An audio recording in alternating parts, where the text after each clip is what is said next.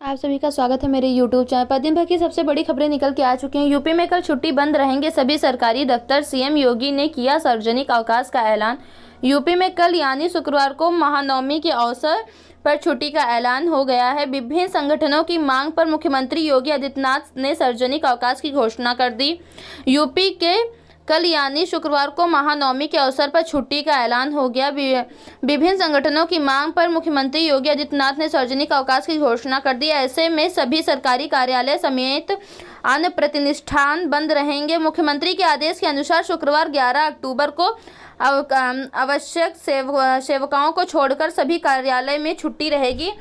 दरअसल इस बार नवरात्र की अष्टमी शुक्रवार को पड़ने के कारण कंफ्यूजन हो गया है। नवमी शनिवार को मान लिया गया था। ऐसे में नवमी की छुट्टी भी शनिवार को घोषित की थी। नौ दुर्गा की अष्टमी और महानवमी को लेकर हुए कंफ्यूजन के चलते सरकार ने गजट में महानवमी की छुट्टी शनिवार 12 अक्टूबर को घोषित की थी, जबकि शास्त्रीय गणना के मुताबिक 11 अक्टूबर को नवमी है। उत्तर प्रदेश के कर्मचारियों के महानवमी का अवकाश नहीं मिल रहा था। अष्टमी के साथ नवमी शुक्रवार को होने जबकि छुट्टी शनिवार को घोषित करने के संगठन में सोच था। महीनों के दूसरे शनिवार को नवमी पड़ने से कर्मचारियों की एक छुट्टी मर रही थी। कर्मचारी सरकार से शुक्रवार को महानवमी का अवकाश घोषित करने की मांग करते रहते थे, जिसको लेकर अलग अलग कर्मचारी संगठन सरकार ने गुहार लगा रहे थे। अब मुख्यमंत्री ने कर्मचारियों की सुन ली है। छुट्टी होने से यूपी के 8 लाख कर्मचारी को राहत मिल गई है। आज दोपहर 1 बजे अचानक सोने में हुई बड़ी गिरावट। जबरदस्त सस्ता हुआ सोना। जल्दी देखें 10 ग्राम सोने का रेट। Gold Prince today. भारतीय बाजार में सोना और चांदी की कीमतों में उतार चढ़ाव लगा रहता है। हाल ही में इन कीमत धातुओं के मूल्य में एक महत्वपूर्ण गिरावट देखी गई है। यह खबर उन लोगों के लिए खुशी का कारण बन सकती है जो लंबे समय से सोने या चांदी खरीदने की योजना बना रहे हैं। आइए विस्तार से जानें कि वर्तमान में सोने और चांदी के भाव क्या हैं, यह गिरावट क्यों महत्वपूर्ण है।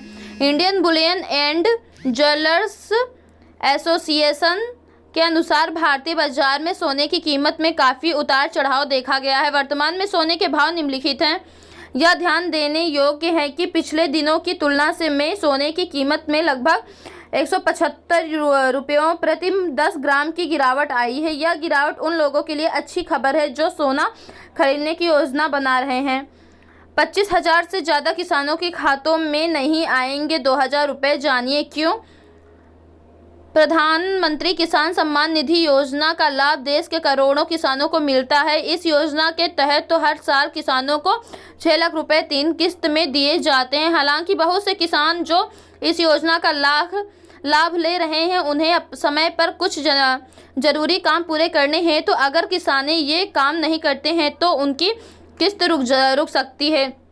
खासकर KYC पूरा करना अनिवार्य है। अगर किसान समय पर इसे नहीं करते हैं तो उनकी अगली किस्त उनके बैंक खाते में ही आएगी। पूर्वी चंपारण जिले के लगभग 25 लाख से अधिक किसान ऐसे हैं जिन्होंने अभी तक PM किसान योजना के तहत तो अपनी KYC पूरी नहीं की है। नवंबर में आने वाली 18वीं किस्त के लिए अगर ये किसान अपनी KYC नहीं करते हैं तो उन्हें उनके खाते में योजना की रकम नहीं डाली जाएगी। सरकार और कृषि विभाग द्वारा बार अनुरोध के बाद भी कई किसान इस प्रक्रिया को पूरा नहीं कर सकते हैं। पूर्वी विचरण जिले में शुरुआत के करीब 1.5 लाख किसान ने अपनी KYC नहीं कराई थी। शिविरों और अन्य माध्यमों से अब तक किसान ने अपनी KYC पूरी कर ली है, लेकिन अभी भी किसान ऐसे हैं जिन्होंने यह प्रक्रिया पूरी नहीं की है। इन किसानों के लिए नवंबर में आने वाली 18वीं किस्त रुक सकती है। किसान आसानी से अपने घर से ही अपने इस स्मार्टफोन का आयोग PM किसान योजना के लिए अनिवार्य KYC कर सकते हैं। इसके लिए किसान के मोबाइल नंबर का आधार कार्ड से लिंक होना जरूरी है, क्योंकि KYC प्रक्रियाओं के लिए OTP उसी पंजीकृत मोबाइल नंबर पर आता है, जिसके जरिए पूरी प्रक्रिया को ऑनलाइन आसानी से पूरा किया जा सकता है। जिन किसानों के पास स्मार्टफोन नहीं है वे नज़दीकी कॉमन सर्विस सेंटर पर जाकर बायोमेट्रिक तरीकों से ई-केवाईसी करवा सकते हैं। इसके लिए किसान को अपने आधार कार्ड और पंजीकृत मोबाइल नंबर के साथ जाना होगा या उन्हें सिर्फ 17 रुपये का भुगतान करना होगा, जबकि CASC चालक 10 से 20 रुपये अतिरिक्त सार्वजनिक चार्ज के रूप में ले सकते हैं।